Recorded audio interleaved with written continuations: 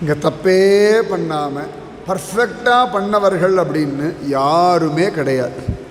பகவான் ராமனே கூட அவ்வளவு அழகாக வனவாசத்தில் இருக்கான். ராமன் லக்ஷ்மணன் 2 பேரும் சர்வ ஜாகிரதையாக இருந்தா.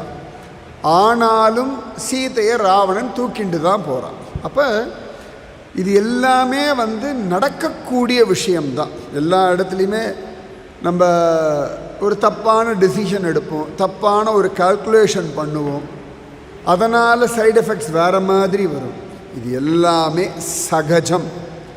முதல்ல வாழ்க்கையில் நாம் மிஸ்டேக் பண்ணுறதும் ரெக்டிஃபை பண்ணிக்கிறதும் திரும்பி வாழறதும் திரும்பி இன்னொரு மிஸ்டேக் பண்ணுறதும் திரும்பி அதிலே ரெக்டிஃபை ஆகிறதும் வேறு ஒரு மிஸ்டேக் பண்ணுறதும் அதே விஷயத்தில் 10 தடவை தப்பு பண்ணுறதும் சகஜம். அதுக்கு மேலே உங்களை போட்டு நீங்கள் டென்ஷன் ஆக்கிக்கிறதுக்கு ஒன்றுமே இல்லை. முதல்ல இது ஞாபகம் வச்சுக்கோங்க.